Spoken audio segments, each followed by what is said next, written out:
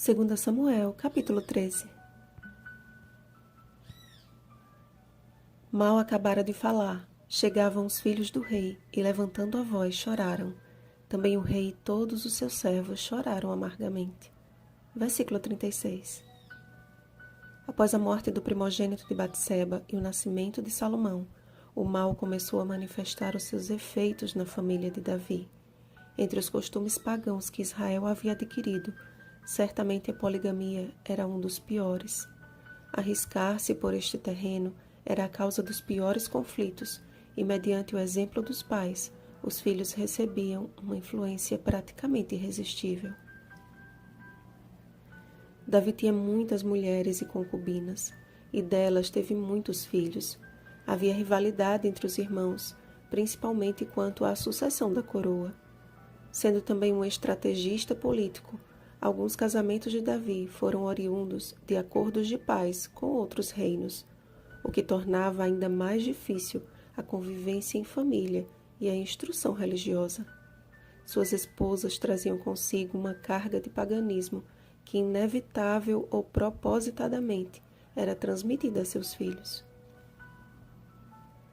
Diante de tal realidade, Davi teve de colher as terríveis consequências de suas escolhas feitas sem a aprovação de Deus.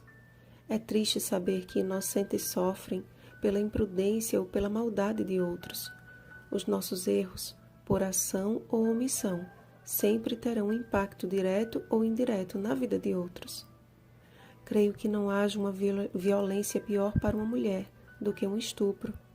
A beleza de Tamar tornou-se a obsessão de Amnon, que, dando ouvidos a um conselheiro malicioso, arruinou a pureza de sua meio-irmã e assinou o seu próprio atestado de óbito. Os rogos e comovente apelo de Tamar não foram suficientes para aplacar o agressivo desejo carnal de Amnon, mas conquanto a tivesse desejado antes, após o ato, maior era a aversão que sentiu por ela. Naquela situação vexatória, Tamar foi acolhida por Absalão, que, diante da omissão de Davi, aguardou friamente o tempo certo para vingar a desonra de sua irmã. Neste caso, acima de ser um rei, Davi era pai, e o seu silêncio quanto ao sofrimento da filha e quanto ao crime de seu filho lhe custou a morte deste e a fuga de Absalão. Como bem escreveu o apóstolo Paulo, vivemos em tempos difíceis. 2 Timóteo capítulo 3, versículo 1. Assim como a poligamia era uma estratégia maligna para destruir as famílias, hoje o adultério, o divórcio, as uniões abomináveis. Leia Levítico capítulo 18, versículos 22 e 23, Romanos capítulo 1, versículos 24 ao 27. São os meios que Satanás tem usado para o mesmo fim. Assim como Jonadab era homem muito sagaz, há um inimigo muito sagaz com milênios de experiência em roubar, matar e destruir. João capítulo 10, versículo 10. Portanto, amados, diante de sugestões malignas, não faças tal loucura.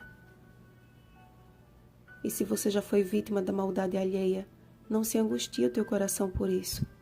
Ainda que neste mundo você só tenha encontrado quem lhe fechasse a porta, Jesus lhe diz hoje: eis que estou à porta e bato.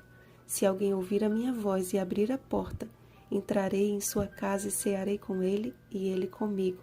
Apocalipse capítulo 3, versículo 20. Aceite o seu convite de amor e você terá um final feliz.